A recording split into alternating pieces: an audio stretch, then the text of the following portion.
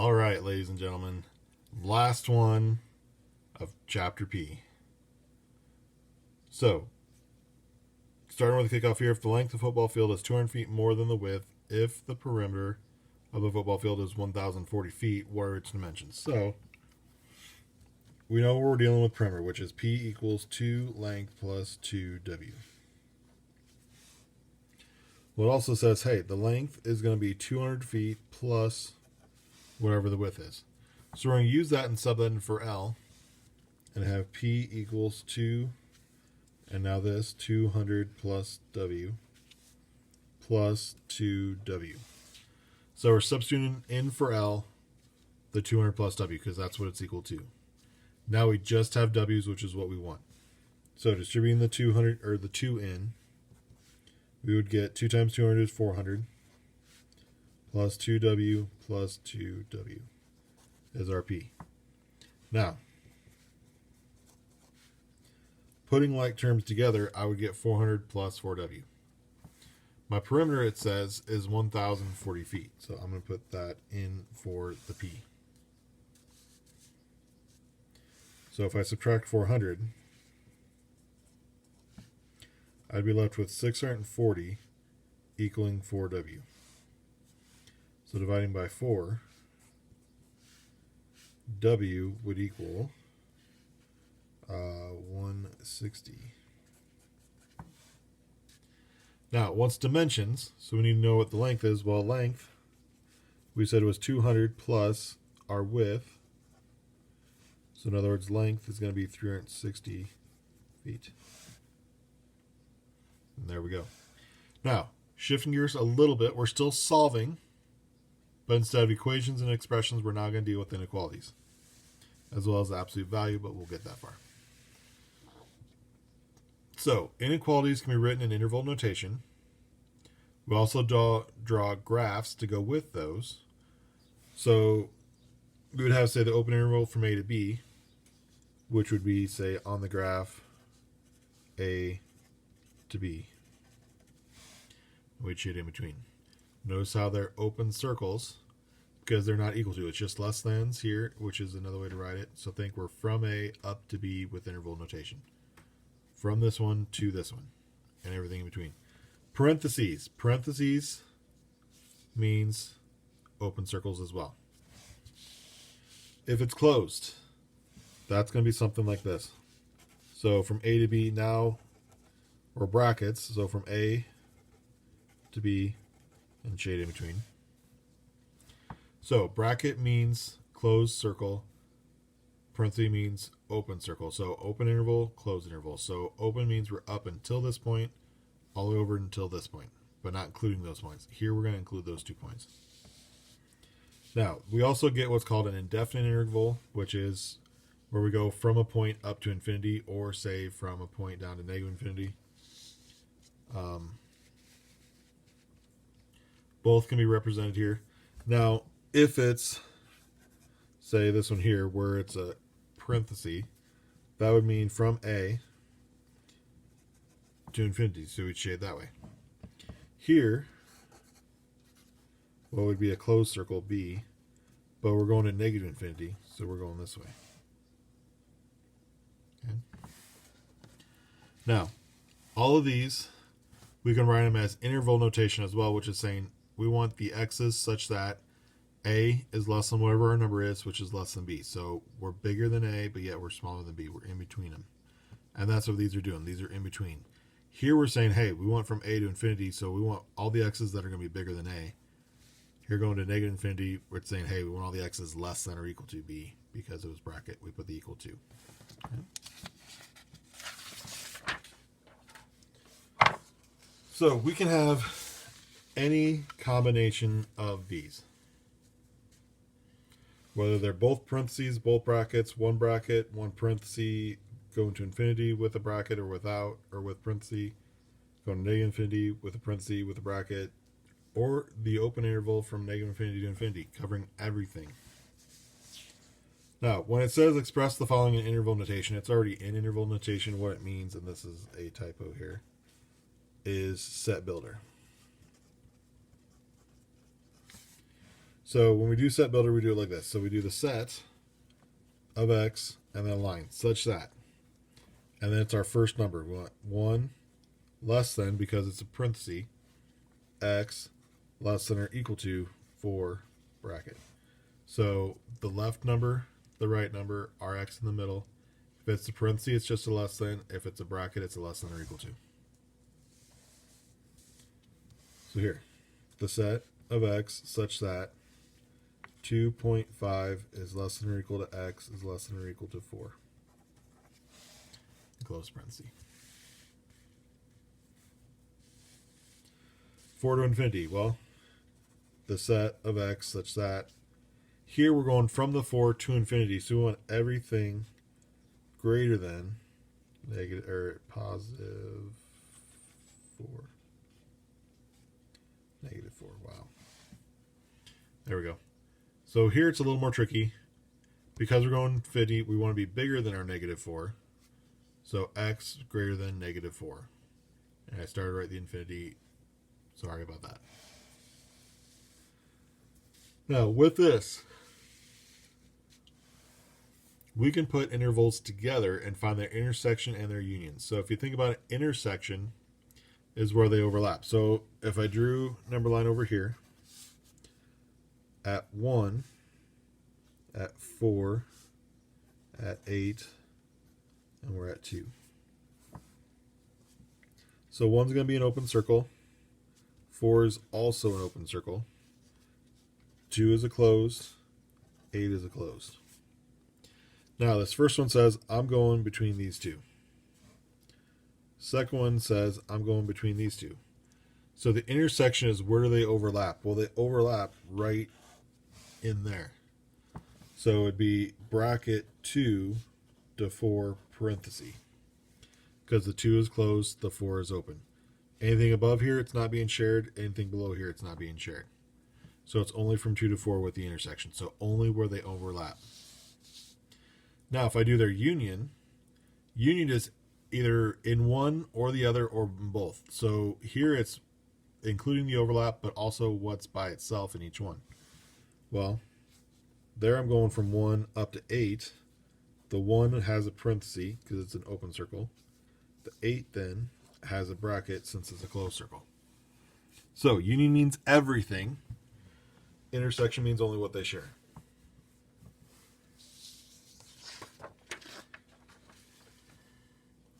Now, to get more into inequalities, we have a linear inequality, which is where we'll write it as ax plus b is either less than 0 or say less than or equal to 0. Also works for greater than 0 or greater than or equal to 0. But if we do one here, a rental company charges $125 per week plus 20 cents per mile for a car. How many miles can you drive in a rental car if you can spend at most $335 a week? Well, let's set up the equation. We have a flat fee of $125. So no matter what, it's going to cost us $125. We're going to add to it 20 cents per mile. So I'm going to do 0.20 m. Now we could just do 0.2. We could drop the 0. But we'll start with this. Now it's at most is $335 a week. So $335. The at most is that's the max we can spend. We can spend that or less. So if that's the max, that's the bigger number. Our other side has to be smaller. So less than or equal to. And now we can solve. So subtract the 125 over.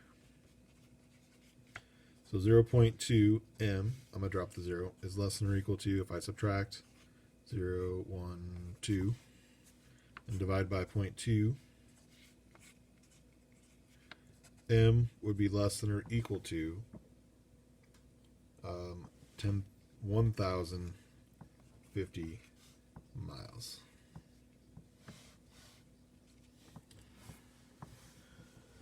So, questions so far? Comments, concerns? Remember, you can always pan me, email me, send me a message on Google Classroom. And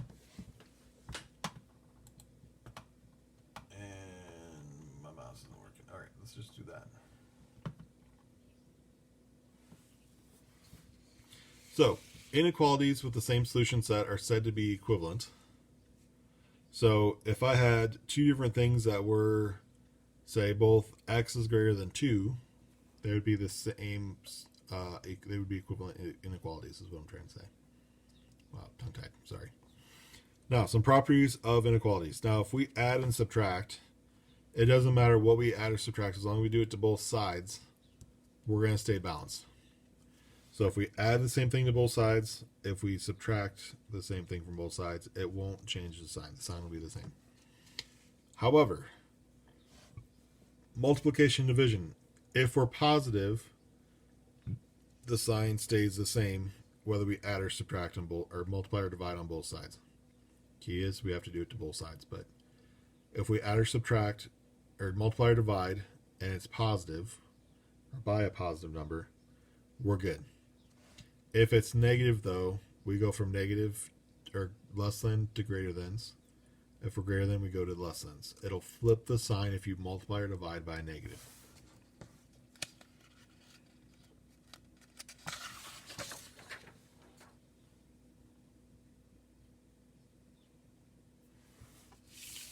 So, solve the following and graph the solution on a number line. So, with inequalities, we always graph them on a number line here.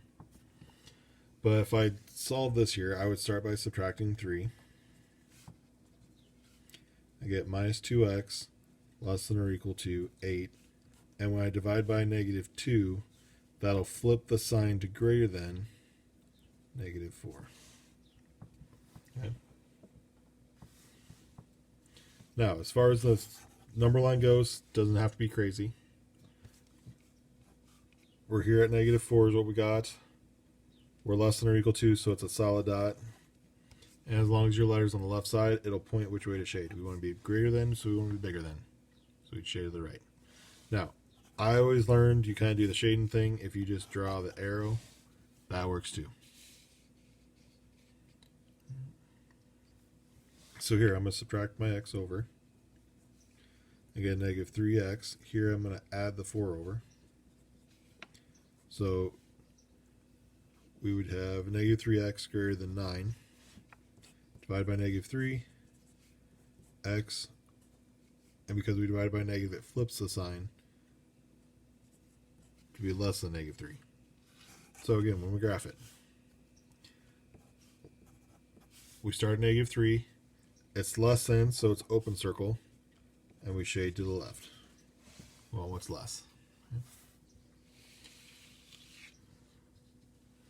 Now, if we're dealing with compound inequalities, what we're going to do is we're going to perform the same operations to all 3, so the outsides and the middle, and we want to get the x in the middle by itself. So if you look here, we share the same side here. Not necessarily the same side of the inequality, but we have the same expression. That's what I'm trying to say. So we can put this together into 1. So negative 3 is less than 2x plus 1, which is less than or equal to 3. And this makes it a compound inequality. We have 2 inequalities going on at the same time. So subtract 1. What do I do to the middle? I do to both sides. So negative 4 less than 2x less than or equal to 2. Divide by 2. So negative 2 less than x less than or equal to 1. Okay. So when it comes to graphing now, we have negative 2, which is an open circle. We have 1, which is a closed circle. And we want x to be bigger than negative 2, so we're going this way with it. But we want x to be less than or equal to negative 1, so we're going to go that way with it. So we're shading in between. Another way you can look at it is if I cover this up, I have x greater than negative 2. So in other words, negative 2 is less than x, so I'm going to be less. My x is bigger than my negative 2. If I cover it the other way, x is going to be less than or equal to 1, so I'm smaller than the 1, but bigger than the negative 2.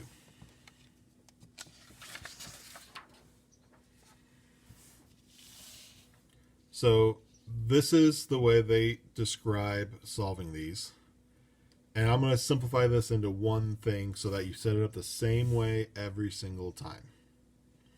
With absolute value, we have to split it up once we get it to absolute value. So we only have absolute value on this side, so here's where the split's going to happen. And here's how you're going to do this. So you start with the opposite of whatever is on this side here. So whatever the solution is, you start with the opposite. So -3. Write that sign. Write what's inside the absolute value. And then write the sign and that solution. So otherwise, the other way to do this is you have to write it as the one way with the positive answer. And then you write it by flipping the sign and flipping both the sign and the positive to negative or negative to positive here. Well, it should always go positive to negative. So negative solution and flip the inequality symbol. So that could be, that's only if it's greater than. If it's less than, you set it up like this every time.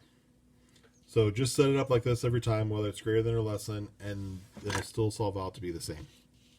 Okay. So from here, I would add 4. So 1 is less than x, which is less than 7. So graphing, open circle at 1 at 7, where x is bigger than 1. So we're shading that way. And x is less than 7, shading that way. So we're shading in between.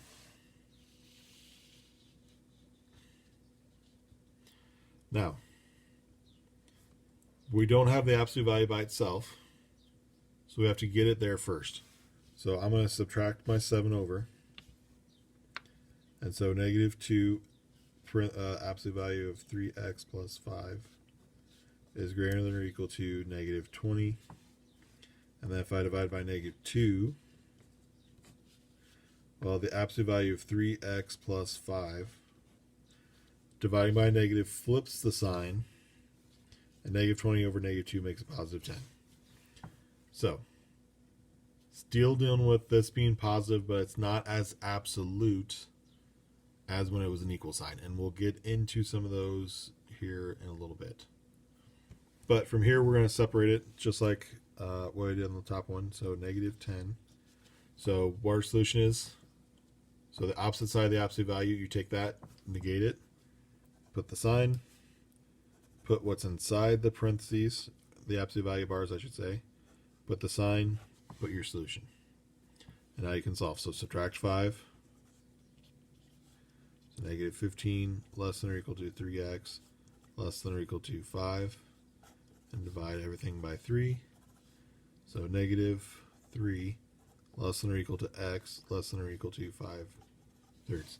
And again, don't worry about that being a fraction, because when we graph it on the number line, again, we're less than, so we're going to be in between here. So x is going to be bigger, x is going to be smaller, so we're in between.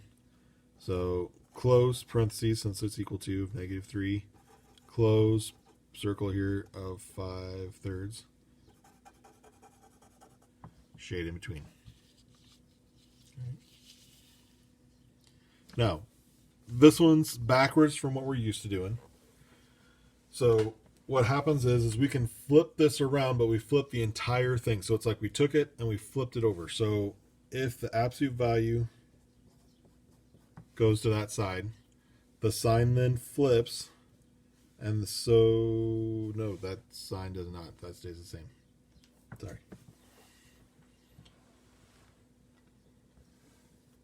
So now we have it in this form. So now we can go through and, okay, -7 is greater than 5, start looking up above, minus 2x greater than 7.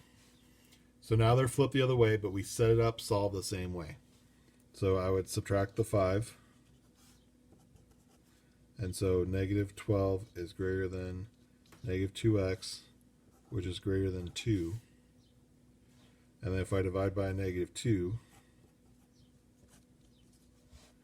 I would get 6 is less than x, which is less than -1. Now, you might be going, well, that doesn't make sense. Well, it kind of doesn't. But from there, we could rewrite this then, flipping it back around. So -1 would be greater than, because it eats the bigger one, points to the smaller one, x, which is greater than 6, which is how we normally see it. So number line, we have open circle at -1, open circle at 6. Now, when I do this, this is saying, hey, -1 is bigger than x, so x has to be smaller. So it shades that way. And if I cover up this way, x is bigger than 6, so I shade this way. So this is where it goes out. If you think about it, back to algebra 1, I believe, we say this is an and because it's the in-between, and this is an or because it's the outside. All right. Last problem. So Acme Car Rental Agency charges $4 a day plus $15 cents per mile, whereas Interstate Rental Agency charges $20 a day and 5 cents per mile. This is a decimal, not a comma. How many miles must be driven to make the daily cost of Acme Rental a better deal than Interstate? Well, let's start off. So A is 4 a day plus 0.15 per M. Interstate is 20 plus 0.05 M. So we want to know, when is Acme better than Interstate? So 4 plus 0.15 and 20 plus 0.05. So if we want this one to be better, we want it to cost less. So we're going to put the less than sign in there. We don't want it to be equal to, because then both sides are equal and they're the same. It's not better, it's the same. So we only want when that side is less. Now, if it would have says when Interstate's a better deal, then we would have flipped their inequality because we wanted this one to be less and not this side. So pay attention to what it's asking for. What does it want to know? And now we can solve. Now, I totally forgot the m's here. What am I doing? So those should have m's. So if I get m's on one side, numbers on the other, I'm going to subtract the 4. I'm going to subtract the 0.5 m from both sides. That side cancels, that side cancels. Here I would have 0.1 m less than 16. So if I divide by 0.1, m would be less than 160 miles. So less than 160, this works. Now, number line, open circle, 160, and we're less than, so we're shading that way. Now, technically this isn't completely accurate because we can't drive less than 0 miles, so they would have an ending there at 0. But know that if we're going from 0 to 160, we want to drive Acme. Anything over 160, then we want to drive the other one. So that's it for this lesson. That's it for this chapter. Let me know if you have any questions, comments, concerns. Remember, you can pan me, email me, send me a message on Google Classroom. You can always pause if you need time to write stuff down, or you can rewind if you need to hear something again. Otherwise, until next time, we'll talk to you later.